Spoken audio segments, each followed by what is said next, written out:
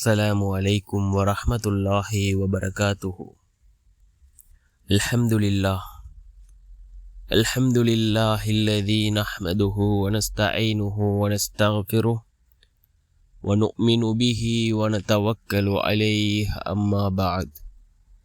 அன்பிற்குரிய அல்லாஹ்வின் நல்லடியார்களே, அன்பு சகோதரர்களே, நாம் தொடர்ச்சியாக பார்த்து வரக்கூடிய துஆக்களினுடைய திக்ருகளினுடைய தொகுப்பில் இன்று நாம் பார்க்க இருக்கின்ற விடயம் என்னவென்றால்,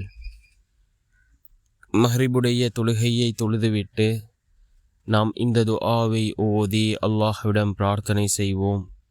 இந்த துஆவை ஓதுவதன் மூலமாக அல்லாஹ் ஜல்ல சுப்ஹானஹு வ தஆலா மறைமுகமான உதவிகளை அல்லாஹ் நமக்கு வழங்குகின்றான். நாம் நினைக்காத புறத்திலிருந்து அல்லாஹ்வினுடைய உதவிகள் நம்மை வந்தடையும். நம்முடைய எல்லா நிலைமைகளையும் சீர்படுத்தி தரக்கூடிய மிகவும் சிறந்த ஒரு துஆவை தான் நாம் இன்றைய வீடியோவில் பார்க்க இருக்கின்றோம். அன்பார்ந்த சகோதரர்களே, அல்லாஹ்வின் நல்லடியார்களே, இந்த துஆ மிக முக்கியமான ஒரு துஆவாக இருந்து கொண்டிருக்கின்றது. நாம் யக்கீனோடு இஹ்லாஸோடு இந்த துஆவை ஓதி அல்லாஹ்விடம் பிரார்த்தனை செய்வோம்.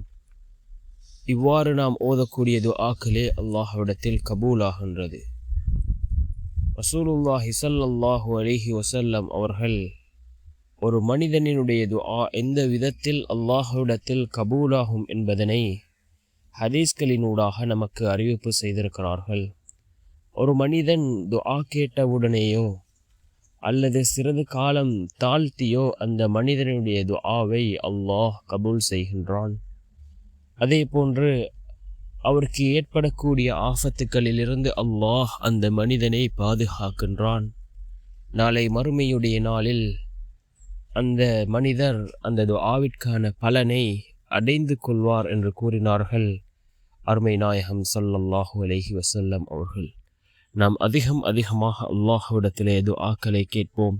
நிச்சயமாக அல்லாஹ் நம்முடைய வாழ்க்கையில் சிறந்த மாற்றங்களை அல்லாஹ் ஏற்படுத்தி தருவான். அல்லாஹ் தன்னுடைய குர்ஆனிலே குறிப்பிடுகின்றான், பொறுமையை கொண்டும் தொழுகையை கொண்டும் என்னிடம் உதவி தேடுங்கள் என்று அல்லாஹ் தன்னுடைய குர்ஆனிலே குறிப்பிடுகின்றான்.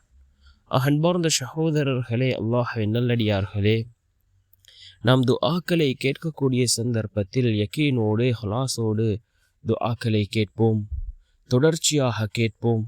நிச்சயமாக அல்லாஹ் நம்முடைய துஆக்களுக்கான பதிலை வழங்குவான். இந்த துஆ மிக முக்கியமான ஒரு துஆவாக இருக்கின்றது.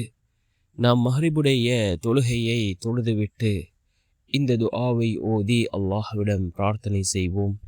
மறைமுகமான உதவிகளை அல்லாஹ் நமக்கு வழங்குகின்றான். நாம் நினைக்காத புறத்திலிருந்து அல்லாஹ்வினுடைய உதவிகள் நம்மை வந்தடையும்.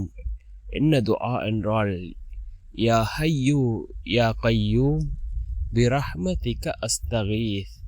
யா ஹய்யூ யா கய்யூம் பிரஹ்மதிக அஸ்தகீஸ் என்ற இந்த துஆவை நாம் ஓதுவோம். நாம் நினைக்காத புறத்திலிருந்து அல்லாஹ்வினுடைய உதவிகள் நம்மை வந்தடையும். மறைமுகமான உதவிகள் நம்மை வந்தடையும்.